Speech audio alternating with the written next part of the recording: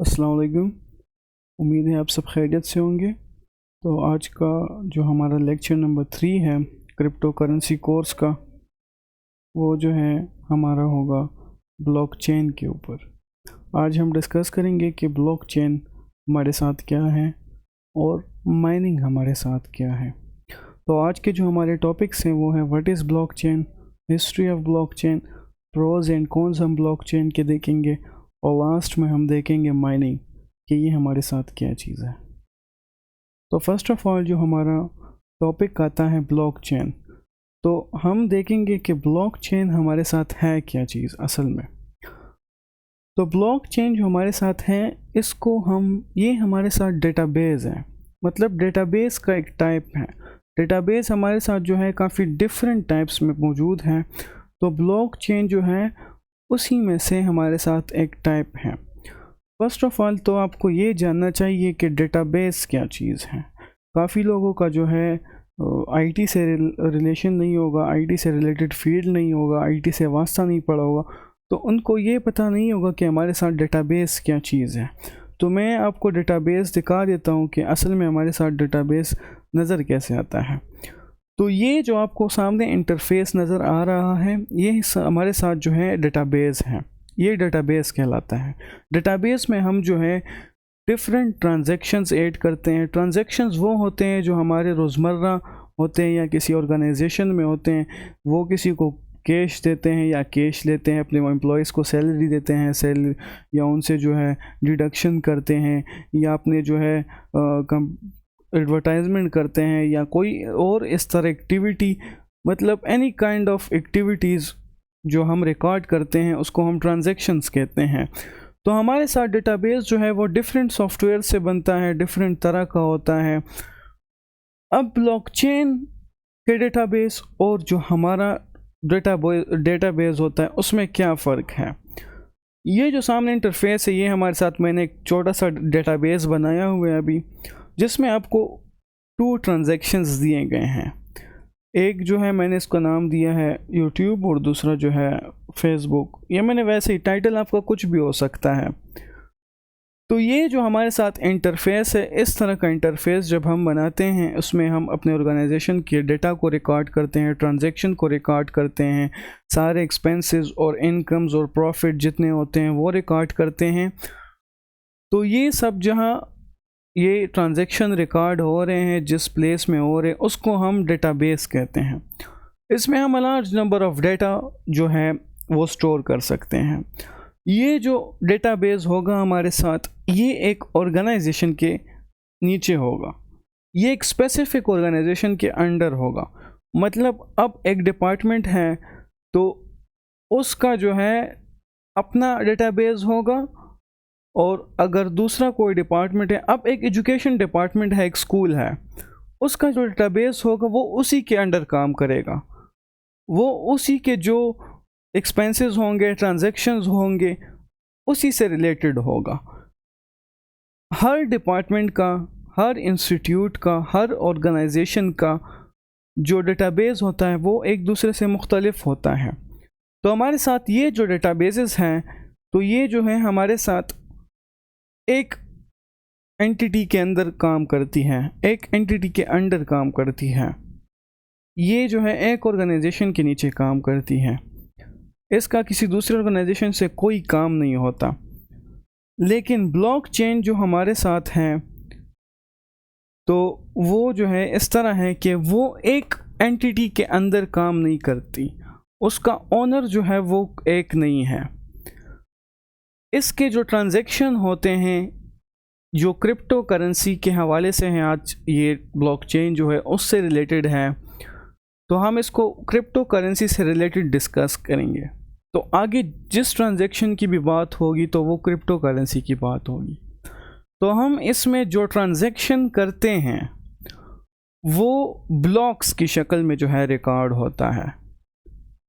ये जब एक ट्रांजैक्शन हम करते हैं और वो रिकॉर्ड होता है, तो वो ब्लॉक की शक्ल इख्तियार कर लेता है, और वो ब्लॉक जो है वो हमारे साथ इम्यूटेबल होता है। हम उसको जो है इरेज नहीं कर सकते, उसको एडिट नहीं कर सकते, उसको कहीं शेयर नहीं कर सकते, उसको हैक तक नहीं कर सकते। उसमें हम कोई भी चेंजेस नहीं कर सकते। तो इसका तो एक ये फ़ायदा है कि ये सिक्योर भी है। ये ऑर्गेनाइजेशन जो बिटकॉइन के ट्रांजैक्शंस होते हैं या जो बिटकॉइन की माइनिंग होती है या जो वो क्रिएट होती है या जो वो अपने वजूद में आती है, तो वो जो है एक एंटिटी के अंदर काम नहीं करती हैं। वो अगर उसका हैश मेरे साथ है एक हैश, तो दूसरा हैश जो है वो किसी बाहर फॉरेन के किसी कंट्री में किसी और बंदे के कंप्यूटर के साथ लिंक्ड होगा। इसमें दूसरा पॉइंट हमारे साथ है, it differs from a typical database in the way it store information.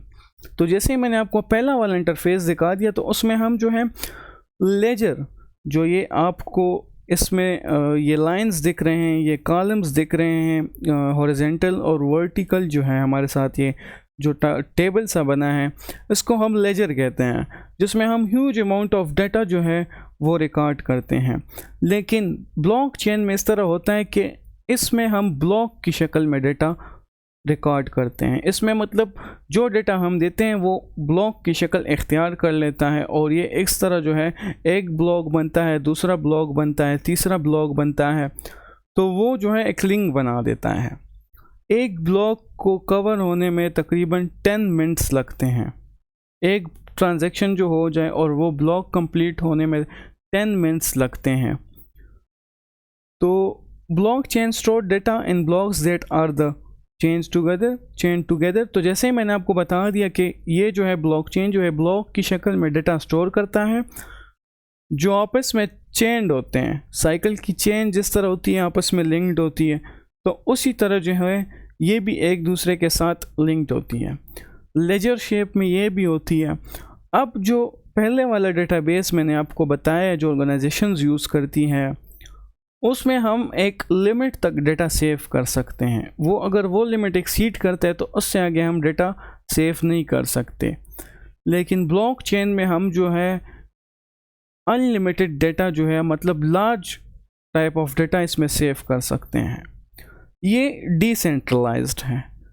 Decentralise किस तरह है? ये ट्रैकेबल नहीं है, इसको हम ट्रैक नहीं कर सकते, इसको हम एडिट नहीं कर सकते, इसको हम इरेज नहीं कर सकते। तो ये जो है एक डिसेंट्रलाइज्ड इसका जो है फॉर्म है। हिस्ट्री हमारे इसकी जैसे हैं थोड़ा बैकवर्ड चले जाते हैं 1960s में, तो तब जो है 1960s में 1955 टू 1970 हमारे साथ कंप्यूटर की जनरेशन्स बनती गई, फर्स्ट टू फिफ्थ। फिर जो हमारे साथ इलेक्ट्रॉनिक मेल आया वो 1970 में आया। फिर हमारे साथ वर्ल्ड वाइड वेब 1990s में आया। ब्लॉकचेन किस तरह आया? इसका जो कंसेप्ट था वो 1990s में जो है दो भाई थे, उन्होंने ये कंसेप्ट बनाया था, लेकिन वो जो है उसमें कामयाब नहीं हो सके इसको डेवलप करने में। उसके बाद जो है जब सतोशी नाकामोटो ने बिटकॉइन इनिशिएट किया, तो उसके लिए है जो है ये ब्लॉकचेन उसने मुतारिफ़ किया। तब जो है एक ब्लॉक तकरीबन 1 MB स्पेस पकड़ता था, 1 मेगाबाइट जो है वो स्पेस पकड़ता था। तो ये सतोशी नाकामोटो ने जो है बाद में फिर ये डेवलप किया, ये ब्लॉकचेन जो है, और ये तकरीबन अभी तक चलता आ रहा है। और काफ़ी रिसर्चर्स ये भी कहते हैं कि इंशाल्लाह ये ब्लॉकचेन जो है ये हमारा फ्यूचर होगा। ये जो है बिटकॉइन से भी काफ़ी ज़्यादा आगे जाने वाला है। इसमें हमारे साथ फिर हम देखते हैं कि इसके एडवांटेजेस क्या है और डिसएडवांटेजेस क्या है। इसके एडवांटेजेस पहले हम देखते हैं। एडवांटेजेस इसके ये हैं कि इसमें जो है ह्यूमन की इन्वॉल्वमेंट जो है वो काफ़ी हद तक कम हो गई है। मतलब जैसे हम पेपर वर्क करते हैं अपने गवर्नमेंट ऑर्गेनाइजेशंस में, तो उसमें काफ़ी ज़्यादा मिस्टेक्स होती है, सिक्योरिटी इशू होता है काफ़ी, मतलब उसमें टाइम भी लग जाता है, वो कहीं गुम हो गए तो वो चीज़ का मसला भी होता है। तो इसका एक एडवांटेज ये है कि इसमें ह्यूमन इन्वॉल्वमेंट कम है। ये अपनी वेरिफिकेशन ख़ुद करता है, ये अपनी ट्रांजैक्शंस ख़ुद करता है, ये अपनी ऑडिट ख़ुद करता है। इसकी एक्यूरेसी भी काफ़ी इम्प्रूव हो गई है। इसकी जो है कॉस्ट रिजेक्शन काफ़ी कम हो गई है, जो हम मतलब एक बैंक में जाते हैं और वो मतलब हम वहाँ पे वेरिफिकेशन करते हैं, तो वो चीज़ें जो है हमारी काफ़ी ज़्यादा कम हो गई हैं।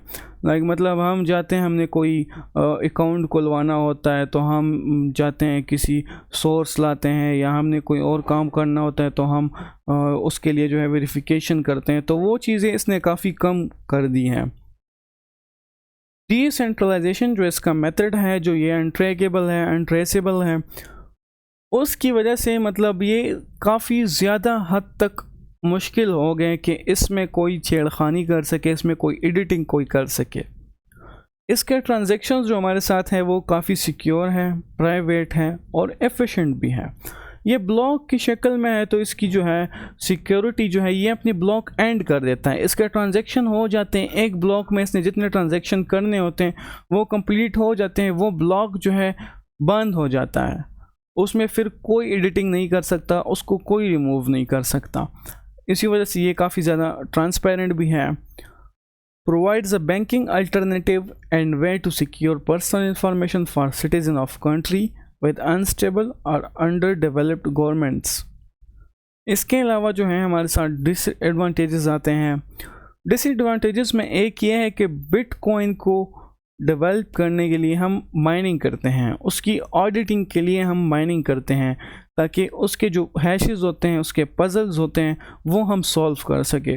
तो उसमें जो है उसके लिए मतलब काफ़ी हद तक हमें काफ़ी सुपर कंप्यूटर्स की ज़रूरत पड़ती हैं, अच्छे अच्छे ग्राफिक्स कार्ड की ज़रूरत पड़ती हैं, जिस पे हमें मतलब काफ़ी ज़्यादा ख़र्चा करना पड़ता है। इसके अलावा जो है लो ट्रांजैक्शंस पर सेकेंड, इसके जो ट्रांजैक्शंस होते हैं तो वो मतलब एक ट्रांजैक्शन पे इसके तकरीबन 10 मिनट्स लगते हैं, तो इसके जो ट्रांजैक्शंस होते हैं वो काफ़ी ज़्यादा मतलब कम होते हैं पर सेकेंड में। History of use in illicit activities, इसका मतलब ये है कि मतलब ये काफ़ी ज़्यादा हद तक सिक्योर है, तो ज़्यादातर लोग जो है इसको गलत कामों के लिए इस्तेमाल करते हैं, मतलब इलीगल ट्रांजैक्शंस करते हैं, इलीगल वर्क करते हैं, क्योंकि ये अनट्रेसेबल है। रेगुलेशन का मसला इसके लिए आता है, काफ़ी गवर्नमेंट्स, काफ़ी कंट्रीज़ ने इसको बैन किया हुआ है। इसकी जो ट्रांसपेरेंट टेक्नोलॉजी है या इसकी जो डिसेंट्रलाइजेशन की वजह से जो है इसको काफ़ी कंट्रीज़ में जो है बैन किया गया है। डार्क वेब का एक हमारे साथ जो हमारे साथ ब्लॉकचेन है उसका एक एग्ज़ाम्पल हमारे साथ डार्क वेब भी है, जिसको हम एक्सेस करते हैं वहाँ पे काफ़ी ज़्यादा मतलब अंडर द वेब जो हम एक्टिविटीज़ होती हैं या सर्च इंजन होता है तो वो डार्क वेब पे मौजूद होता है। इसके अलावा हम देखेंगे कि माइनिंग हमारे साथ है क्या चीज़।